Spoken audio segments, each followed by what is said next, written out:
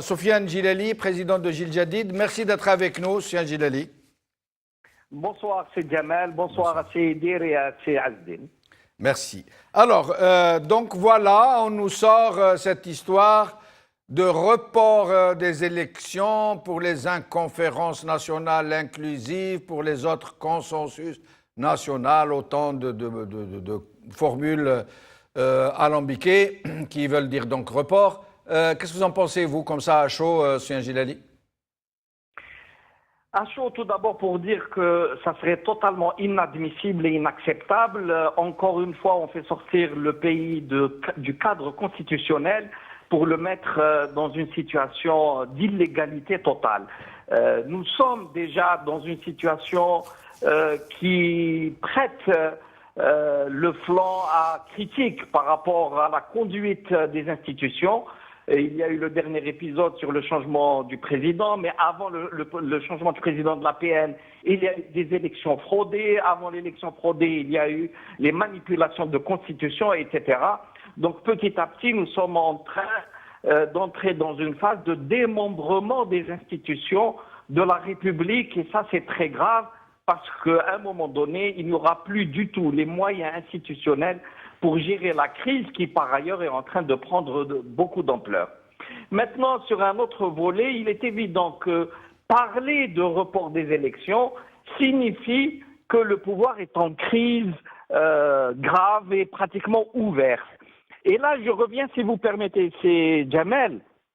Lorsque Jil Jadid avait appelé au boycott des élections, puis on était sorti pour demander l'application de l'article 102, et lorsque systématiquement on disait que le régime de M. Bouteflika doit s'en aller, beaucoup de partis politiques qui se disaient, ou qui se disent de l'opposition, nous ont attaqués en disant « vous vous occupez que d'un homme et vous oubliez le système ». Or, aujourd'hui, je pense que tout le monde a compris.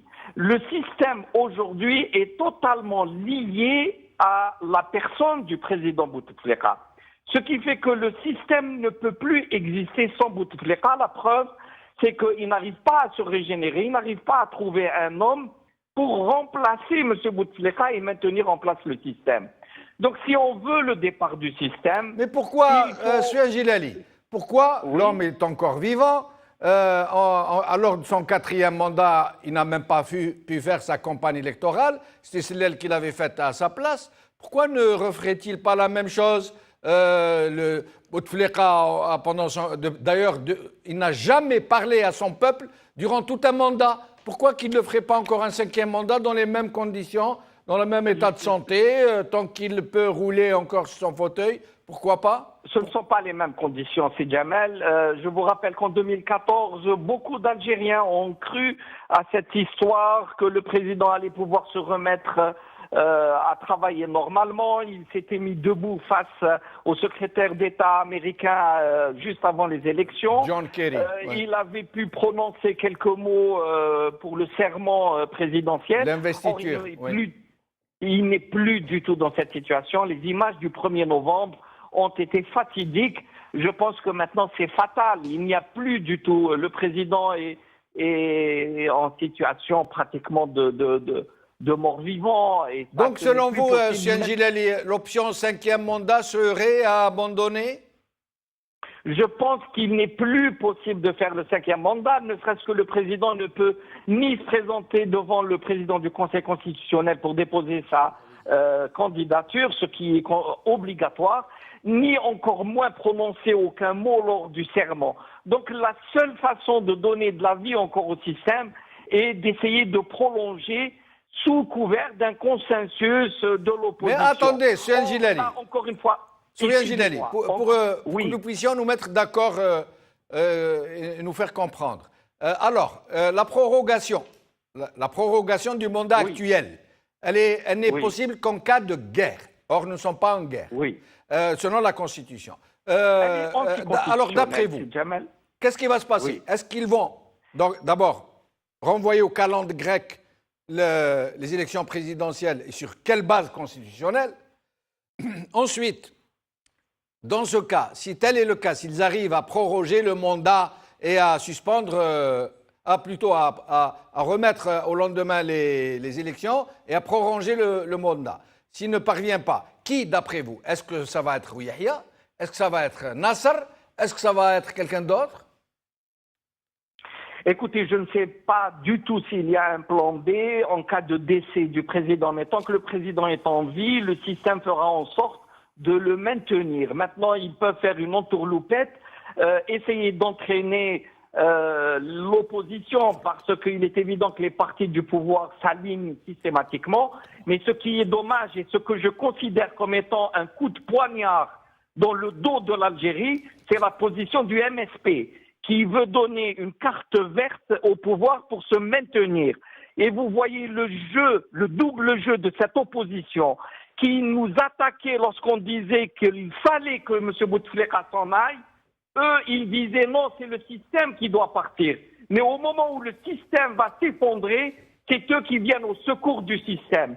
Donc il y a une trahison pour maintenir en place le système actuel. Parce que si M. Bouteflika ne peut pas être candidat pour le 5e mandat, il doit s'en aller, le système se brise. Parce que ni M. Ouyahia, ni M. Gaïd Saleh, ni Nasser Bouteflika, ni quelconque autre personne ne peut maintenir le placement système, puisque M. Abdelaziz Bouteflika l'a construit de façon à annihiler absolument toute possibilité de cohérence à l'intérieur du système pour se préserver. Il a fait le désert autour de lui, il a cassé le pouvoir en plusieurs centres de décision qui sont tous liés à sa propre personne.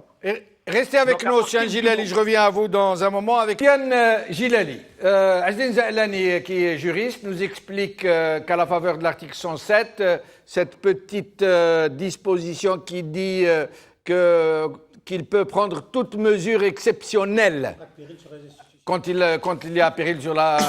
Donc c'est une disposition fourre-tout qui pourrait servir à proroger le mandat et à renvoyer les élections. Qu'est-ce que vous en pensez? Non, dans tous les cas de figure, le renvoi des élections n'est pas constitutionnel et on tombe dans l'illégalité. Il n'y a pas de doute là-dessus. Mais bien entendu, ils pourront être tentés de faire une opération couverture. La conférence annoncée par M. Roule, à l'évidence, c'est pour essayer d'entraîner tous ceux qui s'opposent à M. Bouteflika, peut-être en leur faisant miroiter quelque chose en bout de course et faire accepter ces prolongations. Est-ce qu'ils ont le temps maintenant de faire un amendement constitutionnel, par exemple, pour transformer le mandat de 5 ans à 7 ans? Ils ont encore 3 semaines ou 4 semaines pour le faire. Ils sont capables de tout. Mais moi, ici, Jamel, je voudrais lancer une idée. Face à cette conférence, entre guillemets, pour essayer de donner une pseudo-légitimité à cette prolongation, moi je propose qu'il y ait une contre-conférence avec tous les hommes politiques, tous les partis politiques qui disent non à cette prolongation et qui puissent faire une déclaration en commun. Je pense à Taleb el-Ibrahimi, à Ben Yillis, à Ali Ben Fnis et à tant d'autres qui pourraient tous ensemble, on pourrait tous ensemble dire absolument non, interpeller l'opinion nationale et l'opinion internationale. Il y a un coup d'État contre les institutions qui se prépare. Il faut absolument refuser. Et tout cela simplement pour que M. Bouteflika atteigne son fantasme, son obsession, mourir en étant président de la République et avoir des obsèques de chef d'État. Voilà, il met dans la balance entre un homme finissant et tout un pays de 40 millions d'âmes juste pour un fantasme d'un homme. Ça, c'est inacceptable et inadmissible. Restez avec nous.